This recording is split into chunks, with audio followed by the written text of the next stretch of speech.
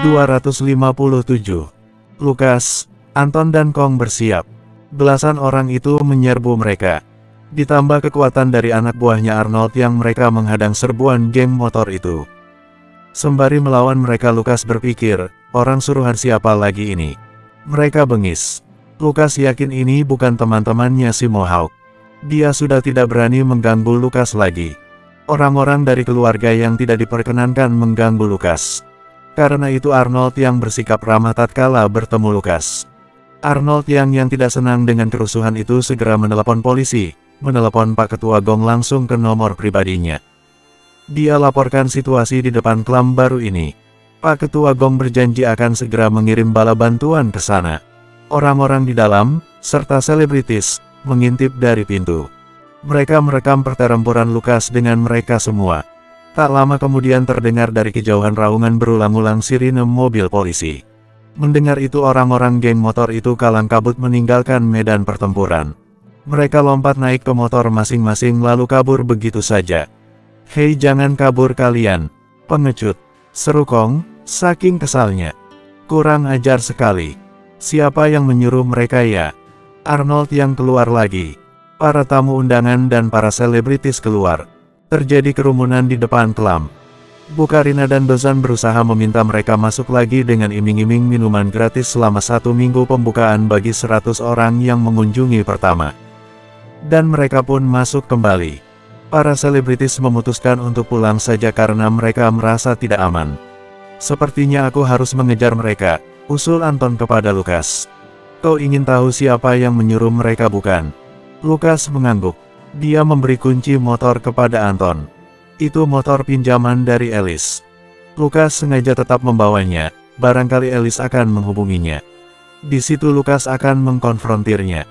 Selama Lukas di rumah sakit, Alice tidak pernah menjenguknya. Bahkan Alice tak pernah mengiriminya pesan lagi. Lukas mengepalkan tangan, sangat kencang sampai memutih. Merasa situasi sudah aman, Arnold yang memutuskan untuk pulang dikawal oleh anak buahnya. Dia berterima kasih kepada Lukas yang sudah ikut melindunginya malam ini. "Kebaikanmu tidak akan pernah kulupakan, Lukas," kata Arnold yang. "Sudah tugasku untuk memastikan orang-orang di sini selamat," kata Lukas. "Well, kerjamu bagus, sampai ketemu." Dan pergilah Arnold yang. Anton baru saja berangkat mengejar jejak geng motor tadi.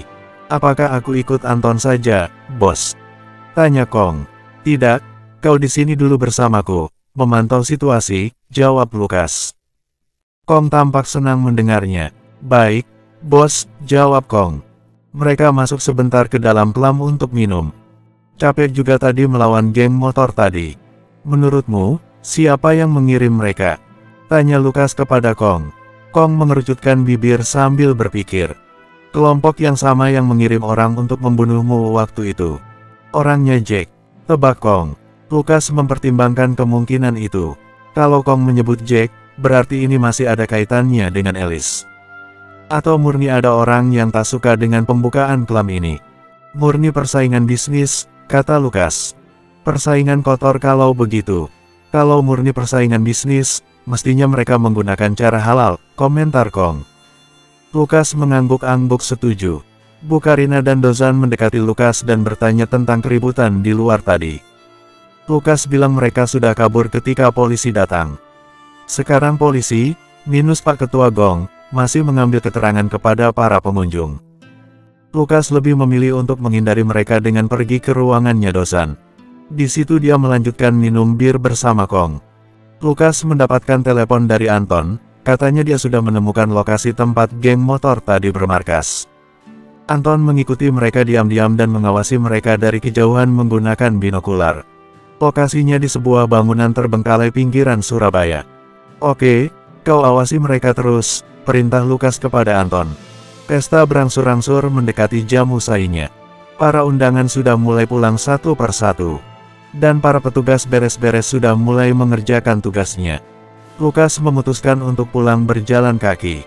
Dia pamitan dengan Bukarina dan Dozan. Memberikan mereka ucapan selamat dan semoga sukses. Ini artinya bartender di klan pemuda akan berkurang. Lukas bisa mengisi kekosongan itu nanti. "Bos, tidak ingin aku antar saja?" tawar Kong. Lukas menggeleng. Aku ingin menghirup udara dini hari, kata Lukas. Kong tidak bisa memaksa. Jalan pulang mereka berbeda. Dalam perjalanan pulang berjalan kaki, Lukas menahan sakit sebenarnya. Tadi ketika melawan belasan orang itu Lukas agak kewalahan karena bekas luka tembakan di dadanya dan akibat siksaan sewaktu di penjara. Lamat-lamat Lukas mengamati tubuhnya, apakah dia mulai turun performanya? Apakah Lukas mulai melambat? Tidak boleh. Aku mesti tetap tajam. Melanie sedang menungguku dan urusan di sini belum juga selesai. Lukas memukul tiang listrik di pinggir jalan sampai berbunyi nyaring. Belum juga dia sampai ke kontrakannya, Lukas mendapat telepon dari Dozan. Lukas, orang-orang tadi kembali dan mengacau. Kami tak sempat memanggil polisi. Klam sudah hancur, oh tidak. Seru Dozan panik.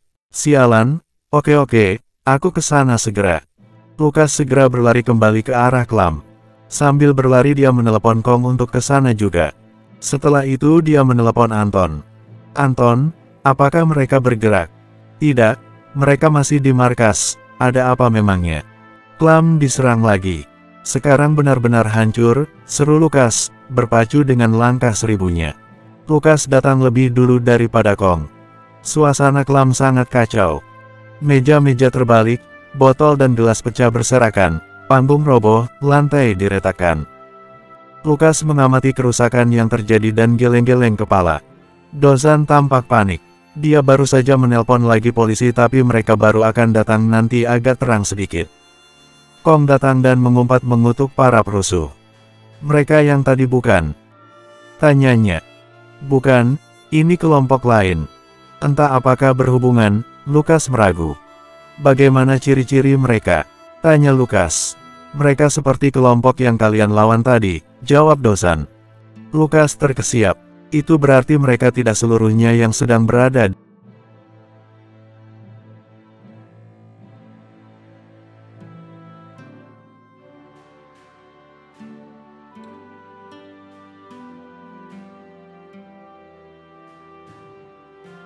Lukas mengumpat sekencang-kencangnya. Bos, lihat di sini. Kong menunjuk ke tembok yang bertuliskan dari darah. Jim kirim salam, sebutnya. Jim si pengawal Mulan Karima. Anak buahnya Alice. Kutuk Lukas. Kong, kau ikut aku. Mari kita buat perhitungan dengan orang ini. Kong juga mendengus kesal karena kekacauan yang terjadi. Dia menyesal tidak membunuh satu orang perusuh tadi. Lukas menghubungi Jim. Hei kau bajingan. Di mana kau? Akan kuhampiri kau dan kuhabisi kau. Berani-beraninya menyuruh orang untuk menghancurkan Klam yang baru dibuka. Jim tidak membalas apapun. Dia malah menutup telepon lalu memberikan alamat kepada Lukas. Kong, kita ke sini. Kita habisi dia pagi ini. Bersambung. 258. Bukarina yang tadinya sudah pulang, kembali lagi segera dan sampai di sana dia histeris. Siapa tega melakukan ini semua? Dozan langsung menangkap Bukarina yang limbung setelah berteriak dengan leher menonjol urat-uratnya. Dozan membawa Bukarina ke ruang kantor yang kacanya juga sudah pecah. Lukas yang masih geram karena telepon ke Jim tidak ditanggapi dengan baik, meninju tembok sampai retak. Kau tahu lokasinya Jim, bos? Tanya Kong. Lukas terpikirnya rumahnya Alice. Jim anak buah Alice, jadi dia harusnya ada di sana. Kita datangi bosnya. Alice. Alice. Yang cantik dan seksi suka pakai jaket motor ketat. Kong melongo. Dia pernah mendengar reputasi seorang bernama Alice. Ya, dia orangnya. Lukas pernah sedikit bercerita tentang Alice kepada Kong. Betapa dia mengagumi kecantikannya. Tapi rupanya kecantikan itu menyembunyikan kelicikan. Lukas mengepalkan tangan dan memukul tembok lagi. Dia masih membawa motor sport dari Alice. Pagi ini dia akan kembalikan dan bakar di depan rumah Alice. Jika dia yang menyuruh Jim melakukan pengrusakan Klam, Lukas akan membalasnya. Oke, kita berangkat kalau begitu, ajak Kong. Dia menyiapkan mobilnya. Lukas menelepon Anton untuk datang ke rumah Alice. Dia baru saja selesai mengamati kelompok perusuh Klam. Dia mengumpat juga mengetahui separuh dari komplotan itu rupanya sudah bersiap di jalanan ketika mereka kabur menghindari polisi. Tepat ketika Lukas dan Kong mau pergi, tim polisi kiriman Pak Ketua Gong baru datang. Mereka langsung menyisir kejadian perkara dan mengambil keterangan dari saksi. Mereka juga melihat rekaman CCTV dari awal komplotan perusuh itu datang. Mereka menyatakan bahwa mereka adalah geng motor yang selama ini meresahkan warga beberapa bulan ini. Mereka memeriksa rekaman CCTV dan melihat arah kemana perginya para perusuh itu setelah menghancurkan kelam. Mereka segera membentuk tim motor dan mobil untuk mengejar dan mencari lokasi mereka. Keparat, keparat, keparat, Lukas memaki. Dia lepas kendali. Dia sakit hati dengan Alice. Dan pagi ini dia akan memberinya pelajaran. Sabar bos, kenapa seperti begitu sih? Bukannya bos itu orang yang tenang dan dingin kepala kalau menghadapi hal macam ini. Entahlah, pokoknya keparat. Lukas terengah-engah. Dia masih merasakan nyeri di dadanya bekas luka tembak. Dia juga tidak begitu yakin bisa menghabisi Jim ataupun Alice kalau dengan kondisi seperti ini. Kau fokus menyetir saja. Lukas memijit pangkal hidungnya, berusaha menenangkan diri atas emosi yang bergelegak dalam diri. Bagai bara panas akibat patah hati. Alice, sepanjang hidupnya, sepertinya ini luka ditusuk dari belakang yang sangat sakit. Sebab Lukas telah menyerahkan tubuhnya untuk Alice dan dia pikir dia terlibat semacam romansa terhadap Alice. Rupanya, itu hanya akal bulus untuk menghancurkan Lukas. Alice adalah pengikut setia lingkaran besar. Dia otaknya. Lukas jadi penasaran dan ingin menyelidiki, apa kaitan George dengan Alice. Apakah mereka pernah terlibat dalam permainan yang sama dengan Lukas? Lukas mengusir pikiran yang malah pergi kemana-mananya itu. Tak suka dia dengan ujung pemikiran ini. Lukas berusaha mengalihkan perhatiannya ke bayangan wajah Melanie. Tapi bayangan wajah Alice bandel sekali dan mengganti wajah Melanie di mata Lukas. Lukas mengumpat lagi. Kong di sebelahnya geleng-geleng kepala. Dalam waktu setengah jam mereka sudah sampai di kediaman rumah Alice. Lukas menerabas palang kayu. Tak peduli dengan kerusakan yang dialami mobil Kong. Lukas memerintahkan Kong dan Kong tak bisa menolaknya. Aku akan ganti mobilmu dengan yang lebih baik, kata Lukas. Dia ingat, dia punya tabungan di rekening yang masih cukup banyak. Terutama dari hasil keuntungan Sukma Group yang kini semakin berjaya. Di waktu luangnya di Surabaya, Lukas sering mengecek berita dan masuk ke dashboard sistem keuangan Sukma Group. Mereka sedang mengalami keuntungan pesat. Baiklah kalau begitu, kata Kong, mengebut lalu mengempot di kerikil taman latar depan rumah Alice. Dia menabrak pot hingga hancur dan tanaman-tanaman bunga mahal sampai rusak. Anton tiba beberapa saat kemudian. Lukas segera mengambil motornya dan menjatuhkannya di depan pintu rumah Alice. Alice, keluar kau. Tanggung jawab. Tak ada sahutan. Dilihat dari jendela kaca besar-besar, Lukas tak melihat keberadaan Alice. Lukas kemudian membuka tangki bensin motor itu dan menumpahkannya ke tanah. Dia sudah siap dengan pemantik apinya ketika seseorang tiba-tiba muncul dari balkon atas dan lompat mendarat di samping Lukas. Tinju orang itu memukul keras kepala Lukas ketika dia terjun. Lukas langsung linglung, dia kehilangan keseimbangan. Pukulan orang itu telak mengenai pelipis dan batok kepala Lukas yang rentan. Hei, Anton dan Kong bergerak maju. Keduanya serempak mau menghajar orang itu. Orang itu mengenakan pakaian seperti pendekar kungfu. Lukas limbung dan terjatuh ke kerikil, wajahnya mengenai genangan bensin yang ditumpahkannya sendiri. Lukas kesulitan berdiri, pukulan itu begitu sakit melumpuhkannya. Orang itu menggunakan baton, sepasang tongkat yang dipasangi tali dan dapat dilemparkan ke sasaran, seperti Daredevil, menyerang Anton dan Kong dalam sekali lempar. Anton dan Kong terpelanting jatuh membalik di udara, kepala mereka mencium kerikil taman. Anton samar-samar mendengar suara kerak dari leher Kong. Kong pingsan. Siapa kau? Tanya Anton, memegangi pelipisnya yang telak terkena baton itu. Mugen, seorang petarung yang akan bisa kau jatuhkan, katanya penuh bangga sambil melakukan jurus maut di udara. Lukas mengepalkan tangan, mengumpulkan tekad. Alice, serunya lagi. Mugen berbalik ke arah Lukas. Tapi kakinya ditangkap Anton, sekali injak, Anton pingsan. Kau yang namanya Lukas Brata. Kenapa kau datang kemari dan apa yang mau kau lakukan terhadap bosku, Alice? Lukas menggenggam pergelangan kaki Mugen, berusaha menjatuhkannya, tapi kemudian tangannya diinjak. Lukas menjerit. Di mana Alice? Di mana Jim?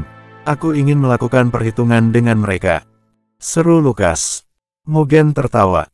Perhitungan apa? Sempoa. Oloknya. Mereka telah mengirim geng motor untuk menghancurkan bisnis temanku. Mereka harus bertanggung jawab. Kata Lukas tegas. Mugen tertawa lagi. "Hah? Itu bukan urusanku. Urusanku adalah melindungi rumah ini dari kedatangan orang-orang sepertimu. Bayaranku cukup mahal dan menarik. Di mana lagi coba, ada orang yang menyewamu sebagai penjaga tapi dibayar dengan tubuh dan lubang kenikmatan." Lukas mengutuk. Alice benar-benar ular. Dia membius targetnya dan membuat mereka melakukan keinginannya. Bius memabukkan yang mengirim setiap lelaki ke surga dunia. Keparat Alice. Kutuk Lukas. Mugen menginjak wajah Lukas. "Berani kau berkata begitu tentang bosku? Kau tidak tahu siapa aku." Lukas menggeleng. "Untuk apa aku tahu tentang kau? Kau tidak penting." Mugen menginjak bekas luka tembak Lukas di dada. Lukas menggeram. "Kukatakan padamu, 3 kata, kau akan membelalak, aku yakin." "Apaan?" "Tidak penting. Sekte Naga Sakti," kata Mugen. 3 kata itu mengirim kejutan ke seluruh tubuh Lukas. Bersambung. 259. Sekte Naga Sakti. 3 kata itu terngiang-ngiang di telinga Lukas. Berdenging juga bagaikan lebah bandel yang lepas dari sarang lalu memutuskan untuk bersarang ke lubang telinga. Lukas teringat Saman Sakti. Lukas sudah lama tak mendengar nama itu semenjak sebulan kedatangannya di Surabaya. Saman Sakti juga tak pernah lagi menghubunginya. Dan pertanyaan tentang apakah Lukas masih menjadi kandidat ketua Sekte Naga Sakti, sudah lama dia lupakan, toh tidak penting juga. Namun, orang-orang kiriman kandidat Sekte Naga Sakti masih menganggap Lukas sebagai ancaman. Mereka masih ingin menjatuhkan Lukas. "Sini kau kuberitahu sekarang, kau mencari siapa yang bertanggung jawab atas kerusakan klam itu." "Bukan Alice. Dia tidak pernah mengungkit tentang klam murahan itu." "Aku tidak percaya," geram Lukas. Mugen menginjak lagi dada Lukas. Lukas memukul-mukul kaki Mugen, tapi pukulannya itu tak berdampak apa-apa. Mugen malah tertawa mengejek. "Silakan bila kau tidak percaya. Alice adalah banyak hal, tapi pembohong, bukanlah salah satunya," kata Mugen. "Tahi kucing," damprat Lukas. "Dia adalah penipu jahat, ular licin." Mulut Lukas ditendang. Mulutnya berdarah-darah. "Lawan aku dengan adil," tantang Lukas. Mugen tertawa. "Melawanmu? Dengan kondisi begitu? Kau jangan cari mati Lukas. Jangan. Itu hanya membuatmu jadi sasaran empuk. Begini, aku memang salah satu kandidat Sekte Naga Sakti. Dan aku juga dengar ada rumor imbalan hadiah besar untuk kepalamu. Tapi aku tidak tertarik. Aku akan jadi kandidat yang memenangkan kursi ketua dengan adil. Sehingga tak ada yang berani menggugatku. Mereka-mereka ini, orang yang mengincarmu, mereka tak tahu diri. Untunglah kau sudah membereskan sebagian dari mereka." "Di mana Saman Sakti?" tanya Lukas. "Siapa dia memangnya?" "Orang penting," olok Mugen. Dia mencoba membantu Lukas berdiri, demi mengabulkan permintaan Lukas untuk berhadapan dengannya. "Ku beri kau kesempatan untuk melawanku.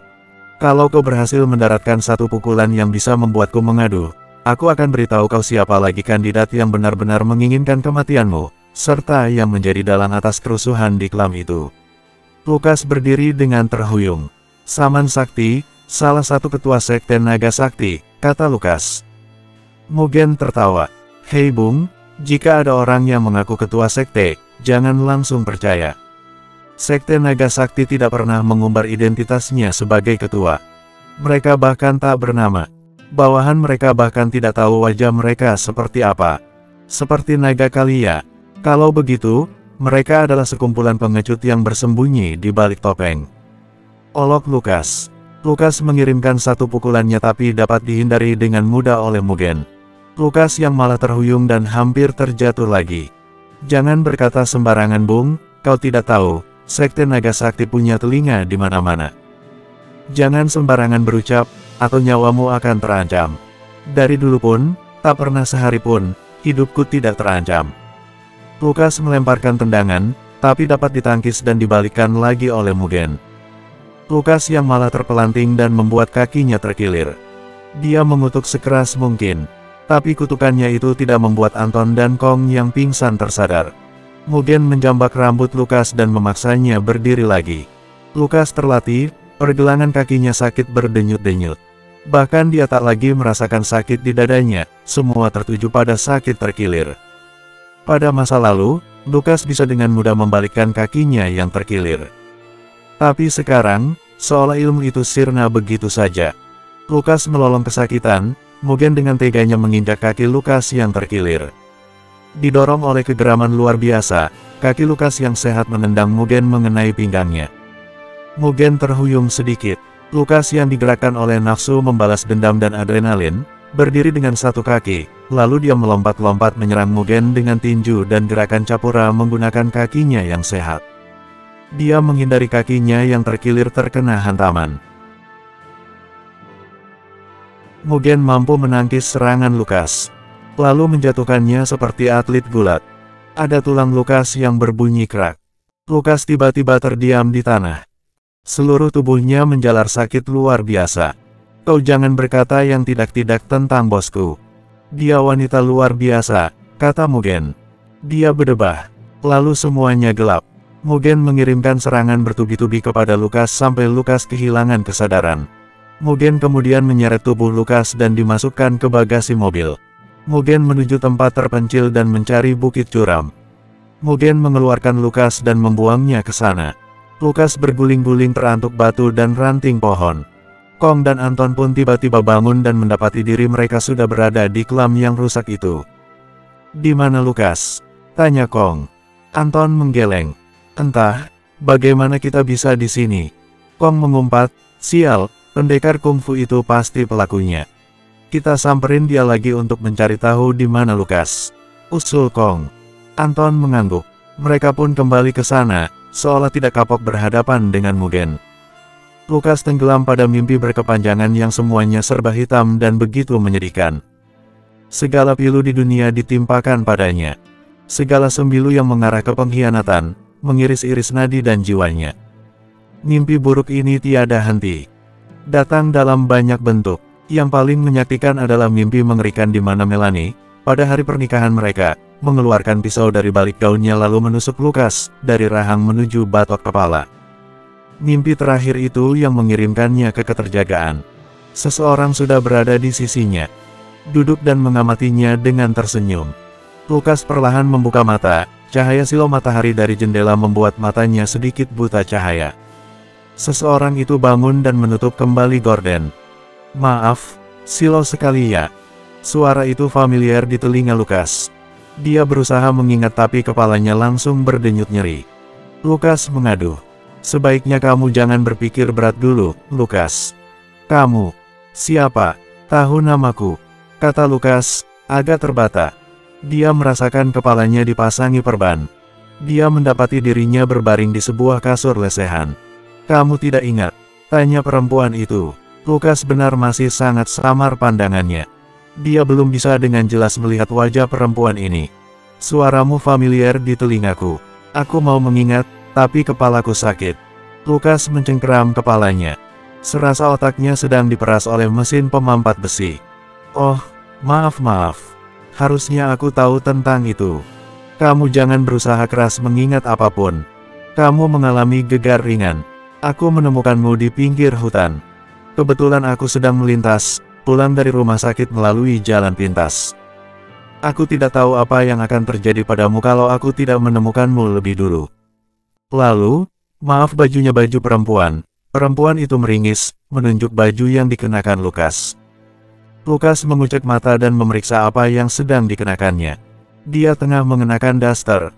Setelah beberapa detik terdiam dengan canggung, Lukas tertawa. Tapi itu juga membuat kepalanya sakit. "Sore nanti akan kubawakan kamu baju yang layak. Sementara kamu istirahat dulu ya. Aku mau berangkat kerja. Jangan kemana-mana, aku kunci pintu dari luar," kata perempuan itu. Lukas tersentuh oleh kebaikan perempuan ini. Dia berusaha mengingat-ingatnya, tapi denyutan pada kepalanya semakin hebat. Sebelum pergi perempuan itu menyuruh Lukas minum obat. Lukas mencengkeram tangan perempuan itu ketika mau beranjak. "Katakan, siapa kamu?" Bersambung 260. Perempuan itu mengusap wajah Lukas, dan seketika Lukas mengantuk. Seperti perempuan itu punya sihir yang memabukkan. Sebenarnya itu hanya efek dari obat yang diminum Lukas. Lukas mengalami luka parah di sekujur tubuhnya akibat dihajar dan berguling-guling di tanah curam jurang. Istirahatlah Lukas, nanti kalau kamu sudah baikan, kita ngobrol dan aku ungkap identitasku, kata perempuan itu lembut.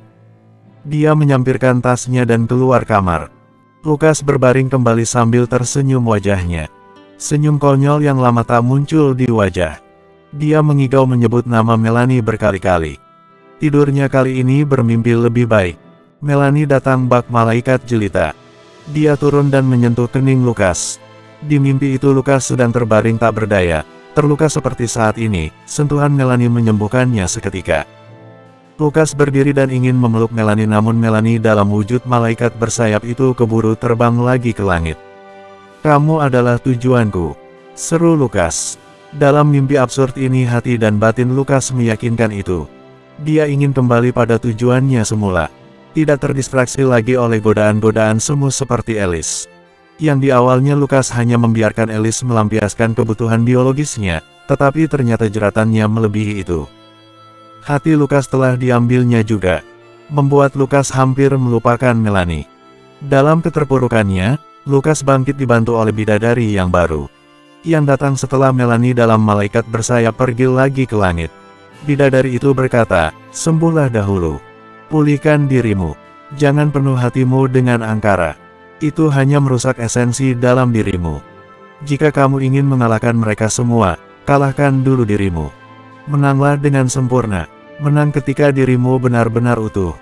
Tidak terpuruk dan penuh dendam serta angkara. Jauhkan yang buruk-buruk dari inti dirimu. Pesan bidadari cantik itu meresap ke dalam jiwa Lukas. Bidadari, engkau benar, selama ini aku bertarung dengan amarah dan dendam. Mungkin karena itu energiku habis dan saat ini aku jadi lemah mudah dikalahkan. Bagaimana aku bisa mengalahkan diriku sendiri terhadap perasaan-perasaan itu? Bidadari itu tersenyum, tersenyumlah. Tarik napas, empaskan. Ubah energi buruk itu menjadi energi positif. Cara terbaik untuk melampiaskan dendam adalah dengan tidak melakukannya. Kamu harus berdamai. Lukas menarik napas, lalu mengempaskan perlahan. Ada semacam beban yang ikut keluar melalui embusan napas itu. Perlahan-lahan, dalam mimpinya, Lukas seperti sedang pemulihan. Pemulihan jiwa dan batin. Dia terluka dan terkoyak, kini lukanya mulai menyembuhkan diri. Bidadari cantik itu berubah jadi sosok perawat cantik dengan pakaian minim yang sering dibayangkan Lukas dalam imajinasi nakalnya kala remaja. Perawat berseragam pink dengan kancing yang terbuka dan dia tak mengenakan dalaman. Lukas tersenyum lebar dan kelihatan nyaman tidur di kasur lesehan milik bidadari perawat. Dia terbangun lagi sekitar jam 3 sore karena perutnya lapar. Lukas melihat di sebelahnya sudah ada satu boks makanan dengan tulisan, "Dimakan ya Lukas, kamu sedang pemulihan." Semangat. Tulisan dan gaya obrolan itu membuat Lukas ingat. Tadi pagi dia masih sangat pusing untuk mengingat. Tapi sekarang, celekit di kepala ketika dia sedang berpikir sudah mereda. Dia tahu siapa perempuan yang membawanya ke sini dan merawatnya. Lukas menganga. Perempuan itu rupanya sudah bermetamorfosa. Menjadi perempuan mulia. Lukas melihat sekeliling kamar perempuan itu. Dia adalah seorang perawat. Di sebuah rumah sakit tak jauh dari klubnya Bukarina. Lukas terharu. Akibat mimpi didatangi bidadari, luka di tubuh Lukas tidak begitu merongrong lagi. Rupanya benar, yang membuat sakit adalah pikiranku sendiri. Dendamku sendiri. Amarahku sendiri. Egoku sendiri. Kini, aku telah menyingkirkannya, dan tubuh dan pikiranku terasa enteng. Lukas bisa bangun, dia mendudukkan diri dan mulai menyantap makanan dalam boks itu. Setelah itu dia belajar berdiri. Kakinya sudah dibebat dan dipasangi semacam kayu penyangga. Lukas perlahan berdiri dan berjalan dengan bantuan kruk, yang sudah disediakan oleh perempuan penolongnya. Lukas menuju dapur dan membuat kopi. Dia duduk di sana sampai perempuan penyelamatnya pulang bekerja. "Lukas, kamu sudah bisa jalan," kata perempuan itu riang. "Lisa, terima kasih sudah menemukanku. Kalau tidak, aku mungkin sudah tidak hidup lagi," kata Lukas. Lisa, mantan rekan kerja Lukas di klub Bukarina, begitu senang mendengar Lukas sudah mengenali dirinya. "Akhirnya kamu mengenaliku. Lisa mendekati Lukas dan memeluknya, setelah itu dia memeriksa perban di tubuh Lukas. Tampaknya ini perlu diganti, kata Lisa. Baru setelah itu Luka menyadari, Lisa sudah melihat tubuh Lukas tanpa pakaian. Lalu pikiran-pikiran kotor mendatanginya. Lukas menyingkirkannya segera. Ingat kata bidadari. Oh, bidadari itu berwajah Lisa. Lukas terenyuh. Lukas kemudian dipandu ke dalam kamar lagi. Lisa berganti pakaian di kamar mandi. Rupanya seragam perawatnya tidak seperti dalam bayangan imajinasi Lukas yang nakal. Lukas lega karena itu. Dia takut ada yang akan bangkit di bawah jika seragam perawat Lisa seperti imajinasi nakalnya. Lisa kembali dengan sebaskom air hangat. Aku sudah bawakan pakaian ganti untukmu. Nanti setelah ku lepas perban-perban dan bebat ini kamu berganti bajulah dulu, pesan Lisa. Lukas mengangguk. Lukas lega. Rupanya dirinya masih mengenakan pakaian dalam di balik daster ini. Pikiran kotornya tidak terbukti. Lisa dengan hati-hati melepas perban di dada Lukas, di satu paha, di pinggul, di punggung, pergelangan kaki dan di leher Lukas. Lisa mengelapnya dengan air hangat dan mensterilkannya dengan alkohol. Kemudian dia beri cairan antiseptik serta salep penyembuh luka yang efektif. Coba kamu gerakkan pergelangan kakimu, aku cek untunglah tidak ada tulang yang retak, kata Lisa. Lukas mencoba menggerakkannya, sudah tidak begitu mengganjal lagi. Dia putar-putar kakinya dengan mudah. Hanya tinggal sensasi pegal-pegal dan nyeri di sekitar mata kaki. Terima kasih Lisa, Lukas memberikan Lisa pelukan lagi. Ya sudah sana ganti baju, kamu pasti keki pakai daster begitu, Lisa tertawa. Gantian ya, abis ini kamu yang pakai daster, pinta Lukas. Daster itu adalah pakaian utamaku kalau di rumah, tahu. Seru Lisa. Setelah Lukas ganti baju dia teringat. Apakah barang bawaannya masih ada? Seperti ponsel, misalnya. Lisa, apakah kamu menemukan ponselku? Oh iya, aku menyimpannya. Tapi ponselmu agak rusak, dari tadi pagi aku mencasnya. Itu di situ, Lisa menunjuk meja belajarnya. Lukas menuju ke sana dan menemukan layar ponselnya banyak retakan. Dia coba nyalakan dan untungnya masih bisa menyala. Seketika muncul notif berjibun masuk. Banyak pesan dan panggilan masuk tak terjawab datang dari Anton, Kong, Dozan dan Bukarina. Lukas menelepon Anton. Lukas, kau di mana? Kami sangat khawatir, kami mencarimu kemana-mana. Bahkan kami mendatangi Mugen lagi dan kena hajar habis-habisan. Siapa dia itu? Gila sekali kekuatannya. Anton mencerocos. Pelan-pelan, aku dibuang oleh Mugen ke jurang. Untung saja aku diselamatkan seseorang. Aku sedang di rumahnya untuk pemulihan. Kupikir aku perlu bersembunyi dulu sampai aku benar-benar fit. Sementara itu, aku ingin kau memanggil Goro untuk datang ke Surabaya. Anton cukup terkejut dengan permintaan itu, terutama Lukas pergi ke Surabaya karena tidak ingin melibatkan teman-temannya untuk urusan satu ini. Oke, apa tugas kami?